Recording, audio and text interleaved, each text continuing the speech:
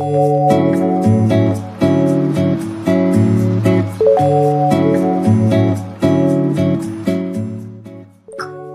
people of tomorrow, selamat datang kembali di acara Governmental Talk atau GO Talk AMSA Indonesia dengan saya, Sabrina Hiranandani, selaku Ambassador of Public Health for Distrik 3 AMSA Indonesia 2021-2022. Pada kesempatan kali ini, AMSA Indonesia berkolaborasi dengan Ikatan Dokter Anak Indonesia untuk membahas mengenai imunisasi pada anak. Saat ini sudah hadir perwakilan dari Ikatan Dokter Anak Indonesia, yaitu Dr. Nastipi Kaswandani, spesialis anak konsultan, dan juga Dr. Raihan, spesialis anak konsultan. Halo dokter, apa kabarnya dok? Baik, alhamdulillah. Terima kasih. Oke, baik dokter. Semoga kedepannya juga tetap sehat selalu ya dok. Baik dokter, pada kesempatan kali ini saya ingin ngobrol-ngobrol nih dokter mengenai imunisasi, lebih tepatnya imunisasi lengkap pada anak ya dok. Oke dokter, baik, mungkin saya mulai saja dok. World Health Organization atau WHO sendiri telah menganjurkan imunisasi pada anak guna mengurangi infeksi penyakit menular. Punten dokter, mungkin saya ulangi terlebih dahulu. World Health Organization atau WHO telah menganjurkan imunisasi pada anak guna mengurangi infeksi penyakit menular. Nah, sebenarnya apa sih dokter yang dimaksud dengan imunisasi tersebut?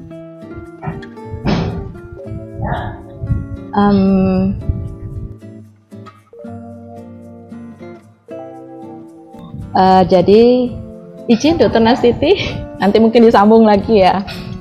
Jadi sebenarnya imunisasi itu kan suatu cara yang dilakukan untuk membuat seseorang kita ini menjadi lebih kebal ya secara aktif terhadap suatu antigen tertentu. Jadi dia spesifik. Sehingga kalau misalnya nanti suatu saat anak tersebut kalau dia terpapar atau dia terpajan dengan antigen yang serupa dengan tadi, maka dia tidak akan sakit. Kalaupun misalnya nanti dia sakit, maka dia tidak akan menjadi berat, ya, fatal, atau menimbulkan kecacatan, ataupun juga bisa menimbulkan kematian. Malah bukan hanya itu, kalau nanti tidak ada kekebalan dan banyak anak di sekitarnya yang seperti itu, bisa menimbulkan wabah. Seperti mungkin sekarang kalau kita baca di laporan-laporan itu, banyak penyakit-penyakit yang PD3I itu yang sekarang sedang banyak kasusnya ya. Kalau di tempat saya ini sekarang sedang banyaknya kasus-kasus campak dan pertusis. Mungkin seperti itu. Baik, mungkin Dr. Nastiti boleh menambahkan. Ya, tadi Dr. Raihan sudah menyinggung tentang PD3I. Jadi apa itu PD3I? Itu penyakit yang dapat dicegah dengan imunisasi. Artinya banyak penyakit yang beredar, yaitu penyakit infeksi yang menular, yang sebetulnya bisa dicegah kematian dan kecacatannya lewat imunisasi. Itu sebabnya WHO selalu mencanangkan penyakit-penyakit yang bisa berakibat fatal itu ke dalam program imunisasi yang diharapkan bisa diimplementasi secara nasional, terutama dengan negara-negara yang infeksinya masih tinggi. Jadinya memang ada beberapa perbedaan antara negara terhadap PD3I, seperti contohnya penyakit tuberkulosis. Kalau di negara kita yang termasuk hybrid dan tuberkulosis, maka imunisasi tuberkulosis itu yang kita ketahui sebagai imunisasi BCG itu dimasukkan ke dalam program nasional. Akan tetapi di negara-negara yang angka tuberkulosisnya sangat rendah, yang bukan merupakan high burden country, maka imunisasi BCG bukan merupakan kewajiban yang dimasukkan ke dalam imunisasi nasional.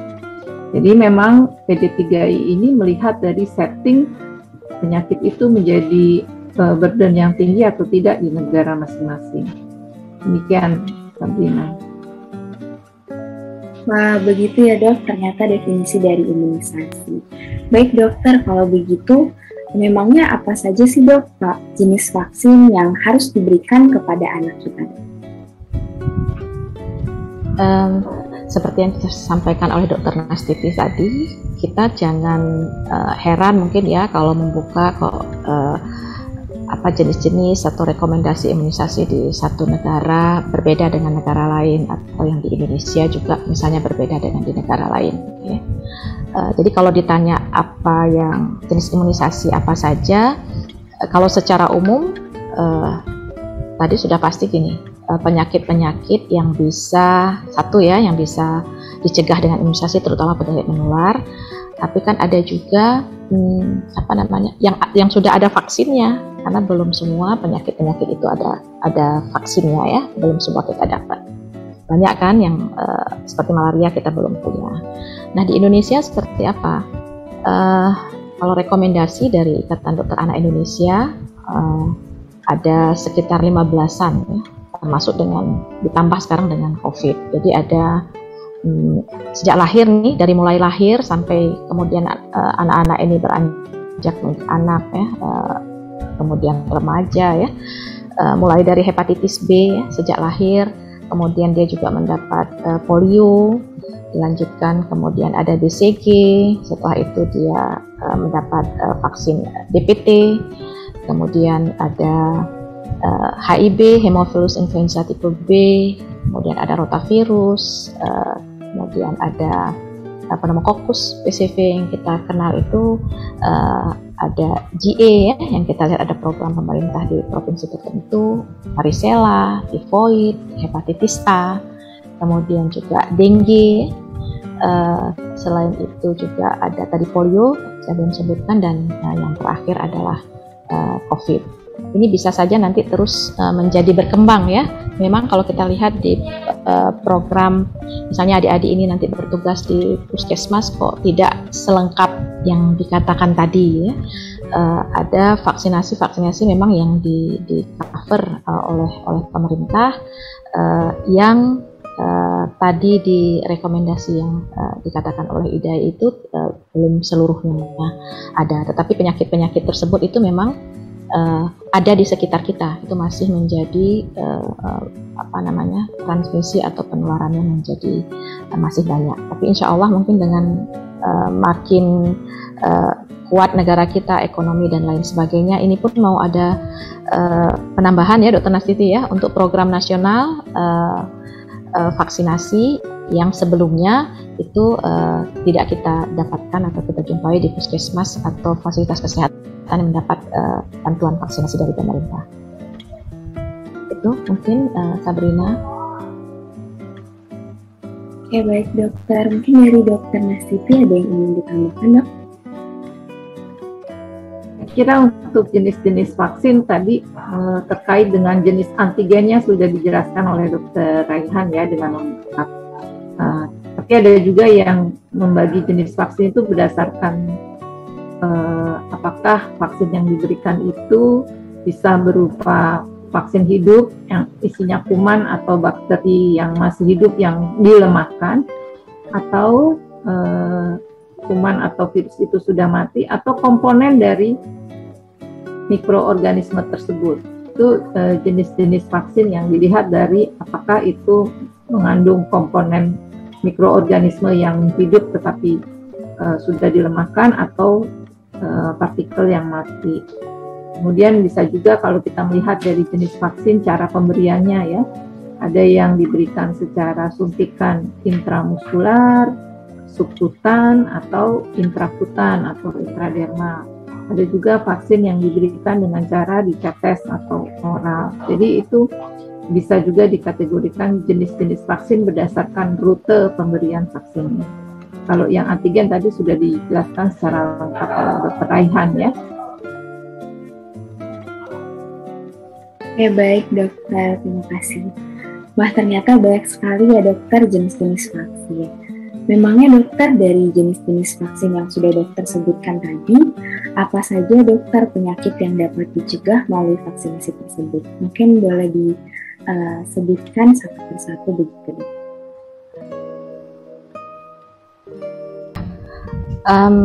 Seperti tadi disampaikan oleh Dr. Nastiti kan, kalau yang saya sebutkan tadi kan jenis antigennya ya, artinya berarti penyakit-penyakit yang antigennya kita diimunisasi kepada anak-anak kita itu itulah penyakit yang bisa dicegah, misalnya seperti hepatitis B.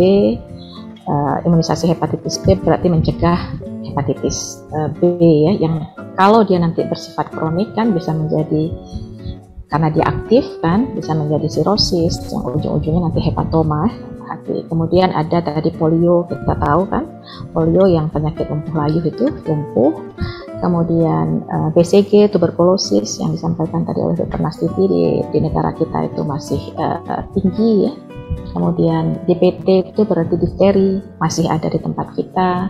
Kemudian pertusis yang kita sebut batuk pecan atau 100 hari dulu dikatakan. Tetanus masih ada, tetanus neonatorum baik pada anak ataupun bayi. Kemudian vaksin rotavirus tadi itu yang menyebabkan diare berat pada bayi, bisa sampai menimbulkan kematian. Kemudian ada pneumokokus, bisa menimbulkan penyakit pneumonia, meningitis ya. Kemudian juga tadi banyak varicella berarti cacar. Kemudian dengue, kita tahu dengue itu sampai sekarang masih tetap tinggi kasusnya di negara kita. Kemudian ada tadi varicella, kemudian tipoid, kita tahu ya, orang dari luar saja kalau mau datang ke Indonesia dia akan melakukan imunisasi tersebut ya, karena terkait dengan hygiene. Jadi yang antigen-antigen yang tadi kita sebutkan tadi itu adalah karena imunisasi ini sifatnya spesifik, jadi spesifik terhadap penyakit tertentu yang kami sampaikan tadi. Begitu mungkin Nastiti ya kali ya. Ya, sudah lengkap sebenarnya, tapi saya ingin menegaskan kepada calon-calon dokter yang akan berkiprah di ujung tombak ya, Dr. Raihan ya, ini kan mereka akan intensif ya, bahwa tujuan utama tuh sebetulnya dari imunisasi adalah menurunkan angka kematian. Nah, angka kematian balita tertinggi di dunia, termasuk di Indonesia, itu penyebabnya dua, yaitu radang paru akut atau pneumonia dan diare. Ini dua ini merupakan penyebab kematian utama pada balita, dan sebetulnya ini ada vaksinasi atau imunisasi yang bisa mencegahnya. Ada 5 jenis vaksin yang terkait dengan pneumonia. Ya, tadi sudah disebutkan DPT untuk pertusisnya, kemudian pneumococcus, HIV-nya, campak, kemudian influenza. Memang ini belum semuanya di-cover oleh program nasional, tetapi kita selalu berusaha untuk mencapai ke arah itu. Lalu diare juga, rotavirus juga nanti akan menjadi vaksin baru yang akan diimplementasikan di program imunisasi nasional. Jadi memang itu sangat penting untuk dilakukan kepada bayi untuk mencegah kematian tersebut. Baik, begitu ya dok. Oke dokter, mungkin selanjutnya yang sering kita dengar sendiri beberapa penyakit yang sering terjadi pada anak dan dapat terjadi apabila tidak melakukan vaksinasi ya dok. Seperti yang dokter sudah sebutkan tadi adalah polio, campak, gondongan, hepatitis B, dan lain-lain ya dok ya. Memangnya dok, apa sih dok yang dapat menyebabkan penyakit-penyakit tersebut terjadi?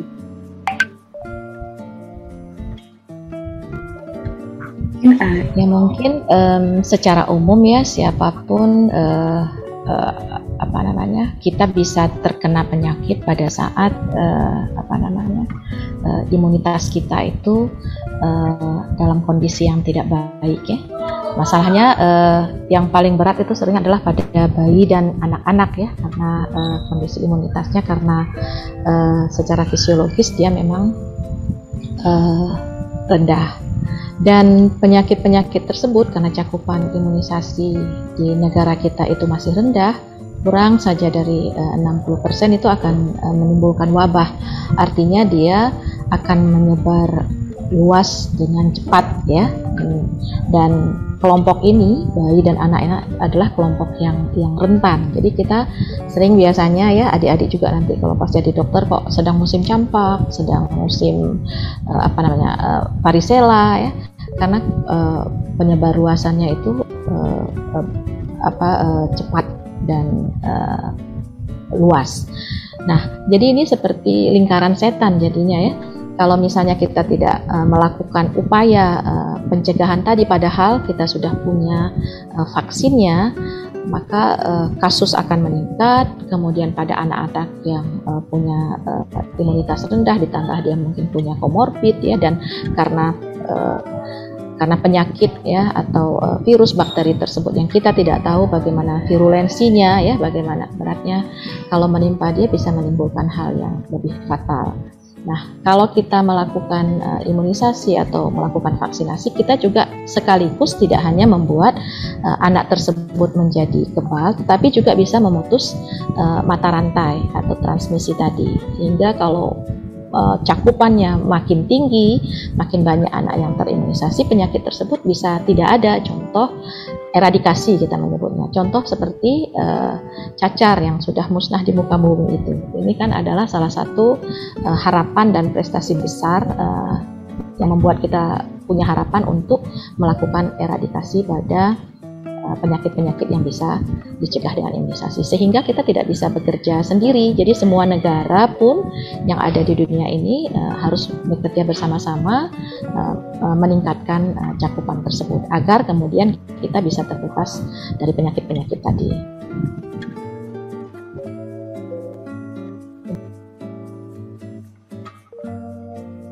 Baik dokter, mungkin dari dokter Nastiti ada yang ingin ditambahkan dok mengenai penyebab dari penyakit-penyakit yang suka terjadi pada anak tersebut?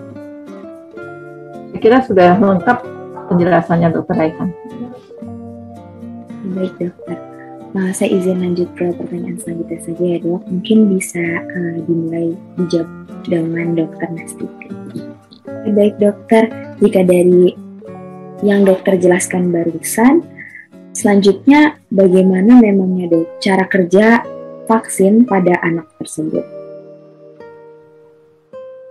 Ya, tadi kalau kita dengar definisi imunisasi dari Dr. Raihan ya, bahwa akan membangkitkan kekebalan yang spesifik. Artinya dia hanya berespon ketika bertemu dengan infeksi yang spesifik tersebut.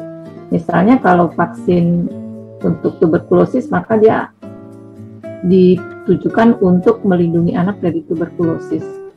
Kalau campak, untuk campak. Cara kerjanya bagaimana?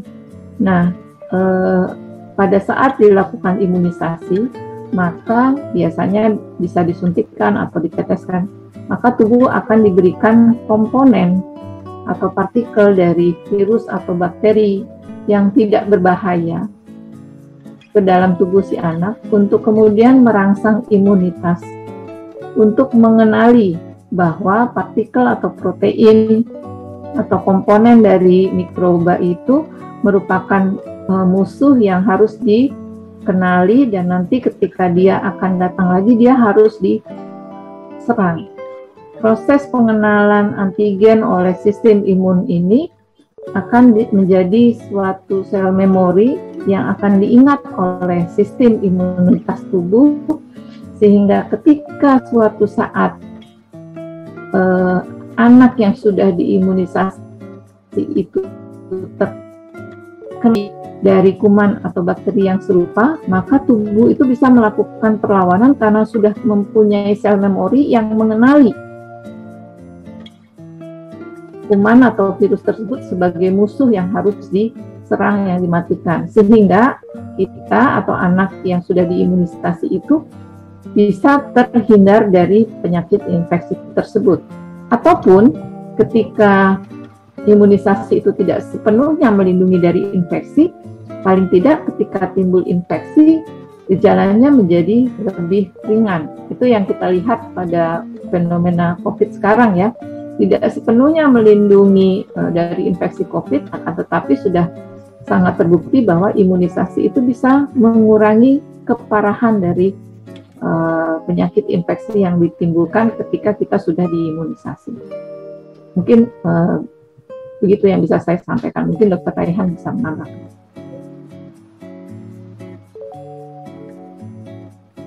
Sudah lengkap, Dr. Nurstiti? Baik, dokter. Mungkin dilanjutkan ke pertanyaan selanjutnya saya, dok. Kalau begitu, dok, bagaimanakah timeline pemberian seluruh vaksin tersebut? Ya, terima kasih. Jadi kalau kita lihat tadi banyak ya vaksin-vaksin yang sudah ada ya, yang direkomendasikan oleh Dokter Anak Indonesia, Ikatan Dokter Anak Indonesia, maupun yang vaksin yang di cover di program nasional. Jadi kalau sebelumnya mungkin orang tua suka melihat ya kok seperti ada perbedaan ya, kalau saya ke puskesmas bagaimana, kalau kemudian pergi ke dokter spesialis anak kok ada lainnya. Nah, di rekomendasi Ikatan Dokter Anak Indonesia tahun 2020 itu sudah ini tidak membingungkan lagi ya, sudah ada jelas ya yang vaksin-vaksin yang kami sebutkan tadi ya, yang saya dan Dr. Nurstiti sebutkan tadi. Jadi ada yang diberikan sejak lahir ya, seperti hepatitis tadi ya. Di dalam jadwal rekomendasi yang diberikan tersebut juga kita bisa lihat di buku KIA sudah ada satu nama vaksinnya, kemudian di usia berapa diberikan ya, kemudian berapa kali. Contoh misalnya hepatitis B yaitu sejak lahir.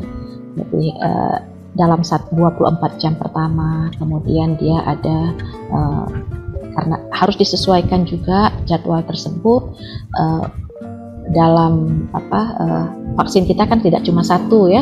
Hepatitis B itu waktu lahir mungkin hanya ada dia bentuknya single, tapi kemudian sediaannya itu sudah ada kombinasi dengan DPT, ada kombinasi dengan HIV ya. Jadi pada saat dia melakukan vaksinasi hepatitis B setelah lahir pada usia dia kemudian 2 bulan, itu bisa dilakukan dengan one shot, satu kali suntikan dia akan mendapatkan beberapa vaksin. Jadi kalau kita lihat satu-satu rasanya kok banyak sekali, tapi sebenarnya itu bisa dilakukan pada satu waktu, misalnya usia 2, kemudian yang kedua diberikan di usia 3 bulan atau kemudian 4 bulan, itu sudah ada hepatitis B, sudah ada DPT, sudah ada HIV ya, dan lain sebagainya ya. Dan tidak semua vaksin juga diberikan dalam sampai beberapa kali dosis. Contohnya seperti BCG, kita hanya berikan untuk 1 kali. Ada yang diberikan usianya juga jadwal. Jadi pemberian itu melihat satu seperti tadi ya, burden ya, kemudian epidemiologi penyakitnya, kemudian juga maturitas imunologik, artinya ada di usia tertentu bayi prematur ataupun bayi yang matur itu yang tidak sama untuk vaksin tertentu.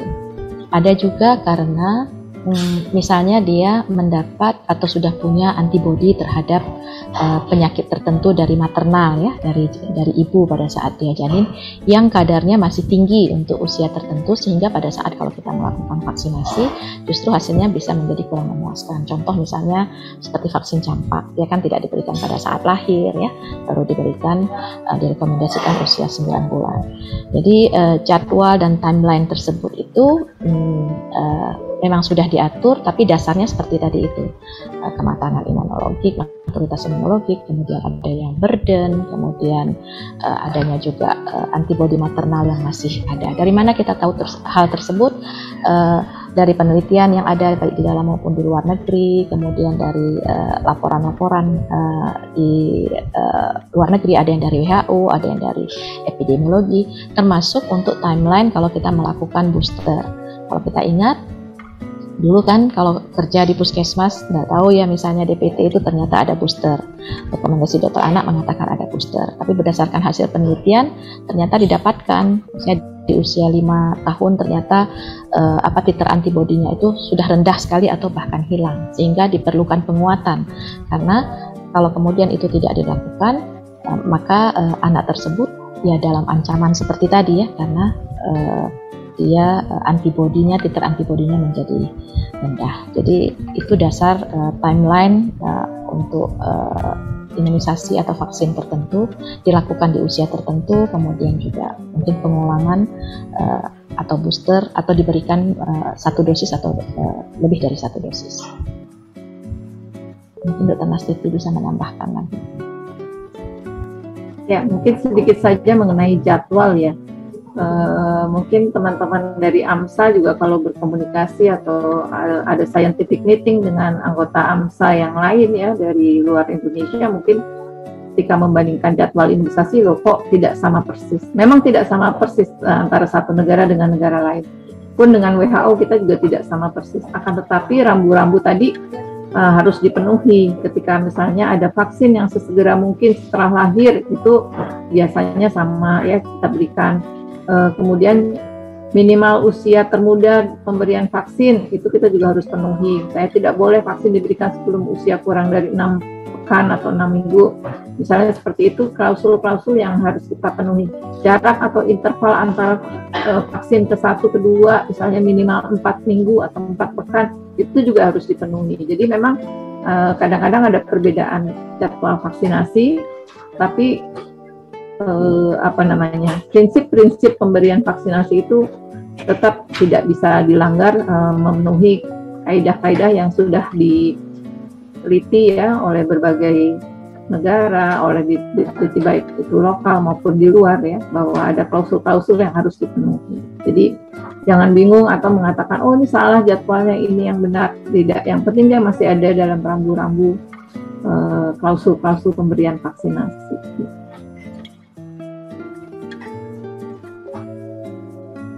Baik dokter, terima kasih atas jawabannya. Dokter mungkin lanjut saja ke pertanyaan selanjutnya.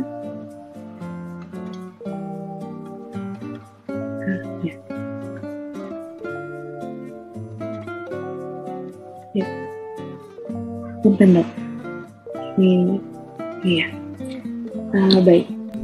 Mungkin dok, banyak dari para orang tua yang masih menanyakan pertanyaan berikut nih dok, yaitu apakah vaksin aman untuk diberikan kepada anak-anaknya? Baik dokter, silahkan. Ya, jadi vaksin itu sampai dengan dia digunakan pada anak itu sudah melalui beberapa tahap ya.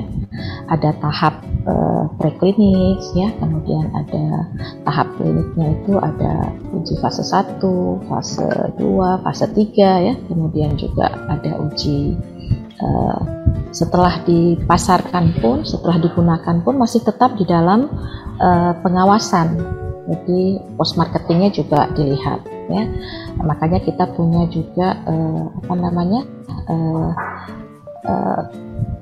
Komite Nasional tentang KIPI ya, yang mengawasi hal tersebut. Itu pertama ya, bahwa tidak serta-merta langsung diberikan begitu dapat, tidak. Jadi dia ada memakai tahap yang butuh waktu tidak sebentar, bukan 1-2 bulan atau 1-2 tahun ya. Bahkan ada yang bilang belasan tahun, karena harus betul-betul dia terjamin aman, maka baru bisa diberikan kepada anak. Jadi sama seperti juga kita lihat vaksin COVID, kan anak itu justru dia setelah dewasa, setelah lansia, kemudian di dalam anak sendiri itu ada subgrupnya lagi, usia yang remaja yang lebih mendekati dewasa, kemudian baru kita pakai yang anak sekolah ya kan belum sampai ke usia balita.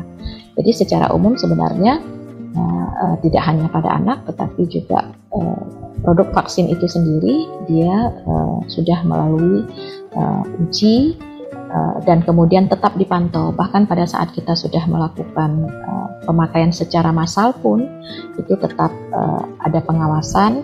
Makanya kita diminta untuk melaporkan setiap kejadian-kejadian ikutan setelah dilakukan imunisasi. Jadi untuk vaksin-vaksin yang telah kita sebutkan tadi, kita bisa mengatakan bahwa di dalam uji-uji tadi kan dicatat ya, dilihat berapa persentasenya terjadi kejadian-kejadian. Misalnya kita bisa bilang kan bahwa vaksin ini akan menimbulkan demam. Kalau kita lakukan misalnya BCG, dia nanti akan bengkak sampai keluar nanah, sampai kemudian dia menjadi skar. Kemudian itu kita dapatkan karena dari hasil uji klinik tadi. Jadi bisa kita sampaikan di sini bahwa kejadian-kejadian yang seperti tadi itu, kalau dia tidak aman dari sejak fase pertama itu saja, itu sudah tidak dilanjutkan, karena yang paling penting itu bukan saja efektivitas dan efikasinya. Kalau dia tidak aman, walaupun dia ternyata efektif, walaupun ternyata dia efikasinya tinggi, tapi kalau tidak aman, kita tidak bisa gunakan. Jadi keamanan itu, safety itu menjadi concern utama.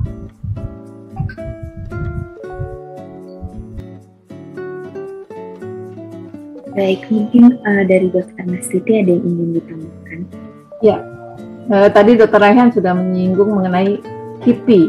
Apa itu KIPI? Kejadian ikutan pasca imunisasi. Ini yang seringkali membuat orang tua menjadi ragu, galau ya ketika membaca berita di media, setelah imunisasi lumpuh, setelah imunisasi meninggal, setelah imunisasi pingsan atau dan seterusnya. Itulah yang disebut dengan kejadian ikutan pasca imunisasi atau KIPI.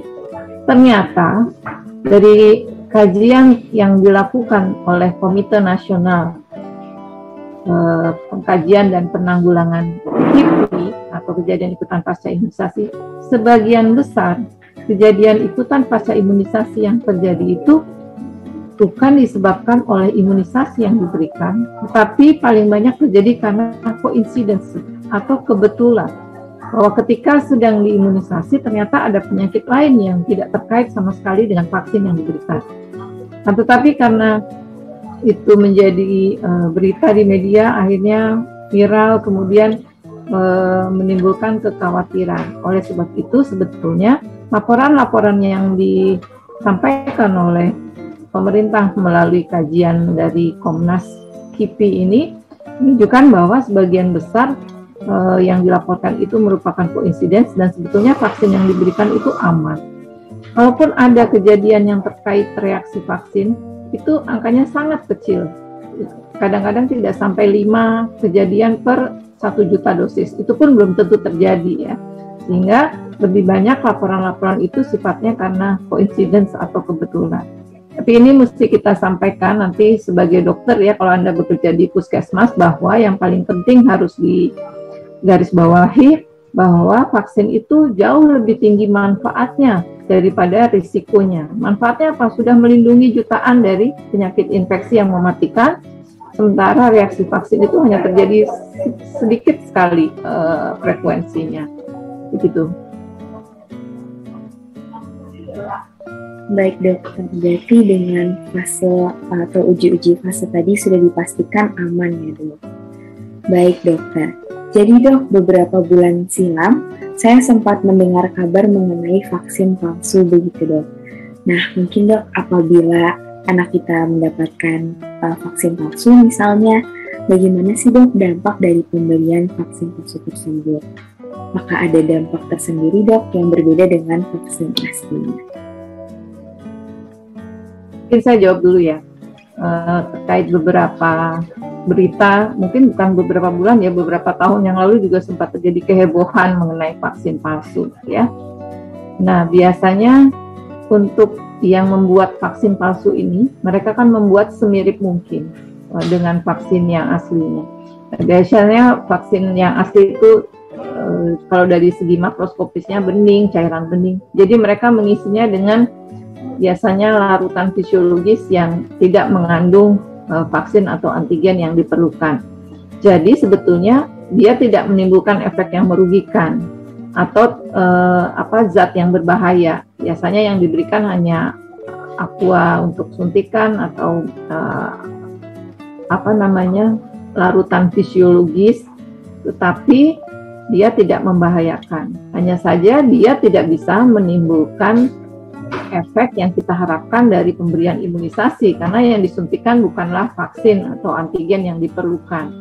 Jadi dia tidak menimbulkan manfaat, tetapi memang risikonya menjadi tidak terlindungi dari vaksin yang harus diberikan. Tetapi sejauh laporan-laporan tentang vaksin palsu, tidak ada yang membuat itu menjadi berbahaya seperti halnya misalnya kita keracunan makanan, tidak. Akan tetapi resiko negatifnya atau dampak negatifnya adalah anak yang tadinya kita pikir sudah terlindungi dari penyakit tersebut, misalnya katakanlah campak, ternyata dia tidak terlindungi karena waktu diberikan vaksinnya itu vaksinnya tidak berisi vaksin campak tetapi cairan fisiologis biasa. Nah, tentu untuk menghindarinya memang ada beberapa kiat-kiat meskipun itu tidak terlalu menjamin ya bahwa akan kita bisa terhindar. Yang pertama, tentu kita pilih melakukan imunisasi di tempat-tempat yang memang sudah dikenal sebagai tempat-tempat yang baik untuk melakukan imunisasi ya, di rumah sakit yang sudah mempunyai akreditasi yang baik atau di tempat praktek yang sudah sudah terjamin akreditasinya. Kemudian kita juga bisa harus melihat, misalnya kita tahu ada vaksin-vaksin yang memang tidak disediakan oleh pemerintah. Biasanya ini yang dipalsukan, karena tentu kan orang memalsukan kan motifnya ekonomi ya. Biasanya yang dipalsukan itu adalah vaksin-vaksin yang memang harus dibeli karena belum ditanggung oleh pemerintah. Nah, tentu ada harga jual di situ. Ketika kita mendapati harga jualnya lebih rendah misalnya, nah, jangan-jangan ini kok harga jualnya lebih rendah, tidak wajar itu. Jangan-jangan ini vaksinnya dari mana ya, kok bisa semurah itu, misalnya seperti itu. Kemudian tentu kita juga harus melihat siapa yang memberikan ya, apakah dia memang secara kredibilitas sudah dikenal baik gitu ya. Kita lihat surat kelengkapan prakteknya dan seterusnya. Mungkin itu sih kiat-kiat, tapi tidak ada yang bisa menjamin 100% ya kejahatan itu bisa kita hindari. Mungkin Dr. Raihan bisa memberikan tips-tips.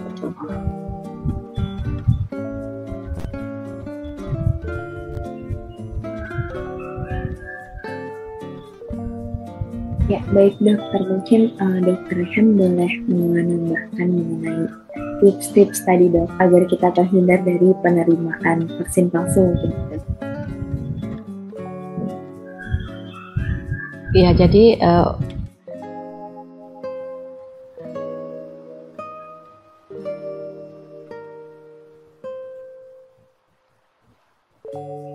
di saya Fris, Dr. Raihan. Iya, dokter. Di saya berarti ya? Iya, sudah normal kembali dok. Ya, jadi sebenarnya bukan dampak dari dia dapat vaksin palsu, bukan dari yang vaksin palsunya, karena seperti disampaikan oleh Dr. Nastiti tadi ya. Jadi akibat dia tidak mendapat vaksin yang seharusnya, dampak yang paling beratnya apa? Karena dia merasa dia sudah mendapat vaksin itu, dia tidak mendapat vaksin yang seharusnya, dia akan kena penyakit. Jadi kalau untuk tips dan trik memang agak sulit, karena mungkin juga yang bertahun yang lalu ya Dr. Nastiti ya, rumah sakit yang besar ya, kemudian juga dokter yang menyuntik juga kan, dokter spesialis ya, seperti yang kita katakan tadi ya. Jadi memang agak sulit, tapi semaksimal mungkin seperti yang dikatakan tadi, harga atau yang paling utama, karena vaksin itu kan dibuat, dia punya banyak komponen, kemudian di packaging dan lain sebagainya, proses pasti sudah tidak mungkin murah lah. Kecuali kalau itu memang dari pemerintah yang kita tidak perlu mengeluarkan biaya.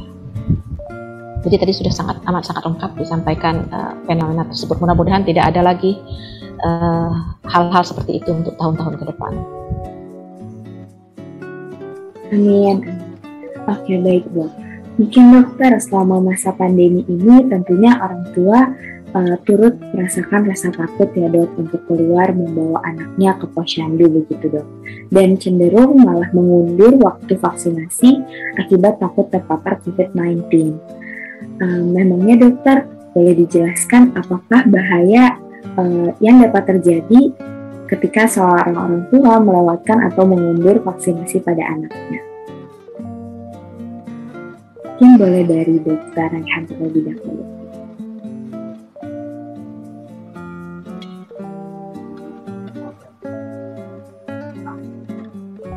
Seperti yang telah kita sampaikan, kita ceritakan berulang-ulang tadi, tujuan dan manfaat imunisasi itu apa, dia akan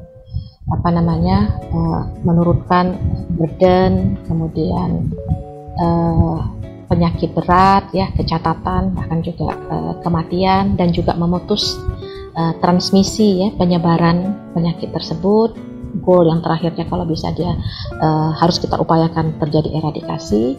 Nah, pada saat kita tidak melakukan imunisasi karena takut misalnya keluar rumah, padahal sudah ada panduan, ya, ada dari Kementerian Kesehatan, ada dari juga rekomendasi Ikatan Dokter Anak Indonesia, bagaimana melakukan imunisasi yang aman di masa pandemi. Kalau itu tidak dilakukan sebagaimana sebelum masa pandemi akibat ketakutan, yang kita khawatirkan adalah justru kita akan timbul nanti bukan hanya sekarang pandemi COVID, malah nanti akan ada wabah-wabah penyakit yang PD3I tadi. Dan itu sudah terjadi ini sekarang kan, campak itu kan banyak. Di tempat saya, Dr. Nastiti, saya katakan tadi itu laporan mingguan itu bisa sampai 200 yang berasal dari 23 kabupaten. Kemudian penyakit-penyakit yang kemarin mungkin kita udah bisa tekan, ya, angka kesakitannya akan meningkat lagi. Kan kematangan perjalanan program imunisasi seperti itu, ya. Pada saat biasanya kan bisa karena penolakan mungkin, ya, atau ketidakpercayaan atau turunnya kepercayaan masyarakat orang tua terhadap vaksinasi, kan penyakit mulai meningkat lagi sampai kemudian terjadi wabah. Pada saat terjadi wabah, imunisasi atau vaksinasi cakupannya menjadi tinggi lagi. Begitu menjadi tinggi, KIPI seperti dijelaskan tadi, makin banyak pelaporan, makin banyak kita baca bahwa ada KIPI, turun lagi kepercayaan. Jadi seperti itu terus. Nah, kalau di masa pandemi COVID ini yang kita khawatirkan. Jadi jangan sampai nanti ini campak sudah ada, nanti akan ada lagi pertusis, kemudian ada penyakit difteri, yang semuanya ini sebenarnya belum selesai. Jadi kalau kita lihat kemarin itu tahun 2012 pernah sampai heboh sekali di Indonesia. Sekarang kemarin kita ada dengar juga di Papua, ya, yang kasus KLB campak. Ini bisa terjadi lagi. Jadi burdennya itu, wabahnya itu lebih dari satu. Kita tidak hanya menghadapi COVID saja, tetapi juga menghadapi wabah atau kejadian luar biasa dari PD3I tadi.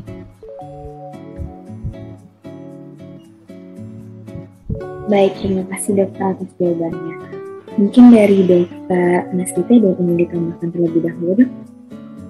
Ya, sudah cukup lengkap. Baik dokter.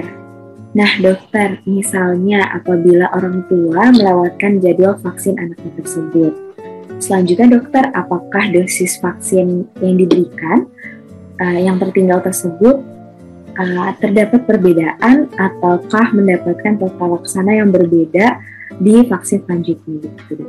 Silakan untuk Dokter Nastiti mungkin. Jadi kalau orang tua terlewat jadwal dari yang seharusnya, misalnya sudah mendapat satu vaksin, kemudian untuk yang kedua, ketiganya dia terlewat, gitu ya. Nah, seringkali masih ada yang berpendapat, wah ini mesti diulang lagi dari awal. Tidak, ya, tidak hangus, ya, imunisasi yang sebelumnya, tetapi dilengkapi, ya, dengan imunisasi yang belum diberikan. Nah, memang dalam kasus pandemi ini kan banyak yang terlambat, ya, banyak yang tertinggal jadwal imunisasinya karena ketika saat sedang banyaknya kasus COVID, semua takut untuk membawa anaknya berobat atau membawa anaknya ke posyandu, ke puskesmas untuk diimunisasi. Sehingga dari pemerintah, dari Ikatan Dokter Anak Indonesia, kita mengkampanyekan atau mengadvokasi untuk kejar imunisasi ini dengan imunisasi ganda atau dengan multiple injection. Itu sebetulnya lumrah dikerjakan di negara-negara maju, ya, karena mereka sudah banyak sekali imunisasi yang di-cover oleh program nasional. Jadi dalam waktu satu kunjungan bisa diberikan lebih dari satu suntikan, itu tidak apa-apa, jadi aman diberikan, sehingga untuk mengejar yang tertinggal itu menjadi lebih cepat, lebih efektif, sehingga anak bisa terlindungi sebelum nanti keburu terpapar oleh penyakit infeksinya. Jadi kita harus mengejar untuk melengkapi imunisasi yang tertinggal itu, tidak harus mengulang lagi dari awal, tetapi mengejar yang memang terlewatkan atau tertinggal. Mungkin Dr. Raihan bisa menambahkan. Saya rasa sudah komplit sekali ini Dr. Nastiti yang disampaikan oleh Dr. Nastiti. Sudah lengkap. Baik, wah ternyata seperti itu ya dok penanganannya. Lalu dokter, mengapa sih imunisasi lengkap merupakan hal yang penting untuk dilakukan? Mungkin Dr. Raihan boleh menjawab dulu. Ya. Jadi kita ini dulu ya, menyamakan dulu pemahaman tentang yang dimaksud dengan imunisasi lengkap ya. Jadi jangan misalnya datang anak usia 3 bulan, terus kita menghitung lengkapnya itu sudah sampai ke campak ya, sampai ke imunisasi MR. Ya belum lengkap karena memang dia belum waktunya ya. Jadi lengkap dilihat sampai dengan usia anak tersebut itu apakah dia sudah mendapat jenis-jenis imunisasi yang sesuai dengan usianya tersebut. Nah, apa akibat? Termasuk kalau misalnya dia taunya kita kan lengkap itu 1 tahun, padahal dia nanti ada penguatan yang kita sebut dengan booster. Jadi seringnya biasanya orang tua kalau di praktek sehari-hari, oh imunisasinya lengkap, saya sudah bawa sampai usia terakhir sebelum 1 tahun, karena kan ada jarak dari 9 bulan kita memberikan imunisasi MR, kemudian kan dia ada istirahat ya biasanya ya, nanti baru 1 tahun karena ada istirahat selama 3 bulan, itu orang tua sering lupa biasanya. Jadi adik-adik nanti kalau di puskesmas penting untuk mengingatkan hal tersebut ya, penting untuk mengingatkan supaya mereka tidak ada pun jadwal imunisasi pergi ke posyandu itu ada hal lain selain melakukan imunisasi, sehingga kita bisa mengingatkan. Nah, kalau tidak lengkap bagaimana? Kalau misalnya ada yang namanya imunisasi primer itu harus 3 kali, kemudian dia ada di booster lagi ya, itu terkait dengan yang tadi kami sampaikan ya, ada yang namanya proteksi kan, ada titer antibodi yang terbentuk karena kita telah memberikan vaksin tertentu kepada anak tersebut. Seperti yang kami sampaikan tadi, kalau dia diberikan misalnya 3 kali di primer, kenapa dia harus diulangi lagi seperti DPT tersebut pada usia 18 bulan atau 5 tahun? Karena ada penelitian yang menunjukkan bahwa begitu usia tertentu ya, dia akan mengalami penurunan titer antibodi. Yang kalau titernya turunnya sangat rendah, maka dia berisiko untuk mendapat infeksi ya, bukan hanya terpapar tapi dia menjadi sakit. Jadi tidak semua vaksin membutuhkan yang seperti tadi, kan ada pertanyaan kenapa ada yang tertentu itu harus dosis tertentu, kemudian ada pengulangan, ada waktu yang jadwal tertentu. Jadi kelengkapan imunisasi itu kita ingin bahwa dia punya kekebalan yang bisa bertahan lama ya, kalau bisa dia memang seumur hidup gitu ya. Jadi sehingga pada saat dia mendapat paparan atau pajanan, karena sudah dikenali tadi yang disampaikan ada sel memori, antibodinya justru menjadi makin tinggi terbentuknya. Jadi bukannya dia menjadi sakit ya. Kalau dia tidak lengkap bagaimana? Ya proteksinya menjadi lebih rendah ya, tidak optimal seperti yang kita harapkan. Jadi dia punya risiko untuk terkena. Walaupun seperti kita katakan tadi, beda kalau anak yang tidak pernah diimunisasi sama sekali dengan pernah diimunisasi tidak lengkap, dengan dia lengkap, kita bisa lihat bagaimana kondisinya pada saat dia mengalami penyakit tersebut.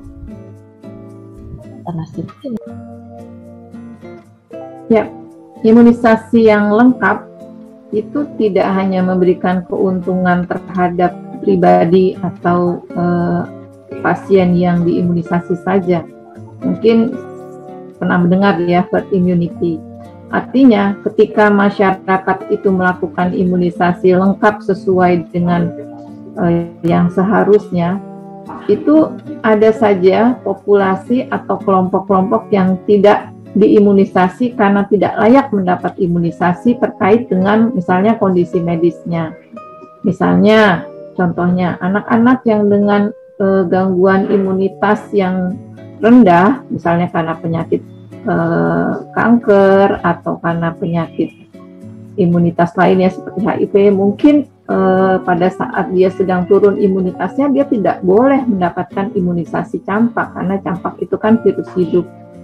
Akan tetapi ketika sekelilingnya itu imunisasi campaknya sudah lengkap, anak-anak di sekitarnya ya tidak ada yang menderita campak, maka dia meskipun dia tidak diimunisasi karena kondisi medisnya, dia terlindungi dari penyakit campak karena di sekelilingnya sudah lengkap imunisasi sehingga terputuslah mata rantai penularan tidak sampai ke dirinya meskipun dirinya tidak diimunisasi. Itu adalah keuntungan secara komunitas atau masyarakat dari populasi yang imunisasi cakupannya itu sudah cukup tinggi sehingga bisa memutus penularan, dan orang-orang yang tidak diimunisasi karena kondisi medisnya itu bisa tetap terlindungi gitu.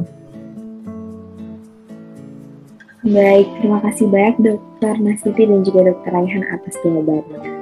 Terakhir nih Dok, sebelum kita tutup, mungkin apakah boleh untuk Dokter Raihan dan juga Dokter Nastiti untuk memberikan closing statement bagi para masyarakat serta mahasiswa kedokteran mengenai imunisasi. Silakan Dokter.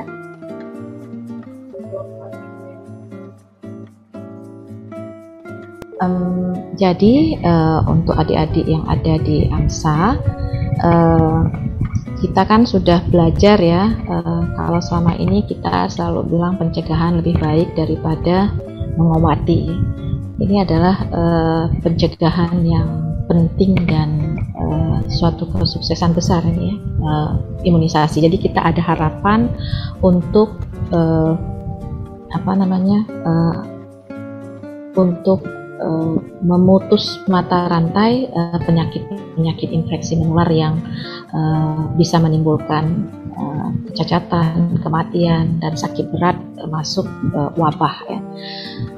Jadi imunisasi ini aman diberikan pada anak, dan imunisasi ini telah membuktikan pada kita bahwa dia bisa mencegah penyakit-penyakit yang bisa dicegah dengan imunisasi. Jadi kunci kita untuk memutus mata rantai itu ada di sini. Penting sekali melakukan imunisasi yang lengkap dan yang ada di sekitar kita, karena tujuan kita bukan hanya memberikan proteksi kepada individual saja, tetapi target utamanya adalah kita ada kekebalan komunitas, karena kita tidak tahu nih ke depannya mungkin penyakit-penyakit lain banyak muncul, sementara kita masih berkutat dengan penyakit-penyakit menular ini ya, yang di tempat lain bahkan ada berapa itu tidak ada. Kenapa? Karena mungkin vaksinasinya jalan. Nah, kalau memberikan vaksinasi ini akan membuat anak-anak kita bisa terus tumbuh dan berkembang dengan baik. Dia bisa mendapatkan hak-haknya ya, dia bisa bersekolah, dia mendapat pendidikan yang tinggi, calon-calon generasi masa depan, karena kita tidak disibukkan dan selama hidupnya dengan bolak-balik masuk ke rumah sakit. Bukan hanya untuk diri dia, untuk perkembangannya, tetapi juga untuk keluarga ya, beban finansial dan lain sebagainya, dan juga menjadi kualitas hidupnya terganggu. Karena dari imunisasi ini nanti akan merembet ke hal yang lainnya, bukan hanya sekedar dia terhindar dari penyakit yang menular, tetapi juga dia akan berdampak kepada tumbuh kembang wilayah yang lainnya.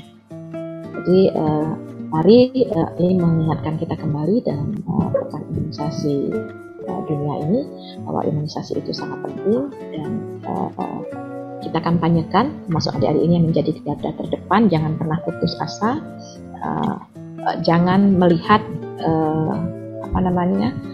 yang disampaikan tadi manfaatnya jauh lebih besar dibandingkan dengan KIPI yang kita lihat tadi yang hanya ada beberapa saja. Sudah miliaran dosis yang terjadi yang diberikan, tetapi kita lihat bahwa bahkan di negara maju sendiri pun yang sulit dikatakan itu mereka tetap memperjuangkan untuk imunisasi ini. Demikian. Baik, terima kasih Dokter Raihan atas jawabannya. Mungkin dari Dokter Nastuti boleh Dok untuk disampaikan sedikit dua patah kata untuk closing statement-nya Dok.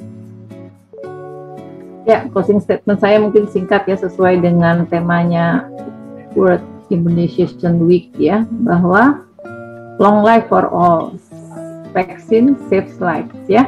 Jadi vaksin itu akan menyelamatkan kehidupan ya, dan menghindarkan kita dari penyakit infeksi yang bisa mematikan. Oleh sebab itu, ini pesan untuk masyarakat, lengkapi imunisasi sesuai dengan yang direkomendasikan. Dan untuk adik-adik AMSA ya, pelajari betul-betul tentang imunisasi ini ya. Dan Anda tidak hanya mempelajari konten imunisasinya, tetapi juga teknik komunikasi, karena sekarang banyak hoax yang terkait dengan berita-berita tidak benar ya mengenai imunisasi. Jangan sampai mahasiswa kedokteran atau nanti jadi dokter menjadi ragu kembali akan keamanan vaksin karena membaca berita-berita yang sumbernya merupakan sumber-sumber yang tidak dipercaya. Kalau ada keraguan berarti mungkin membacanya masih kurang banyak. Baca lagi dari sumber-sumber yang terpercaya supaya tidak ikut galau melihat viralnya berita-berita yang mungkin tidak benar ya. Jadi pelajari betul, vaksinasi itu adalah garda pertama pertahanan kita ya untuk di primary healthcare dalam mencegah penyakit-penyakit infeksi. Mungkin dari saya itu, Sabrina Kania. Baik dokter, lengkapi imunisasi dan pelajari imunisasi juga jangan lupa ya dokter. Oke baik, terima kasih banyak Dokter Nastuti dan juga Dokter Raihan yang sudah meluangkan waktunya untuk membahas mengenai imunisasi pada anak bersama kami hari ini. Semoga kedepannya makin banyak kolaborasi antara AMSA Indonesia dengan Ikatan Dokter Anak Indonesia ya dok. Terima kasih banyak juga kepada teman-teman semua yang sudah menonton G-Otalk bersama Ikatan Dokter Anak Indonesia.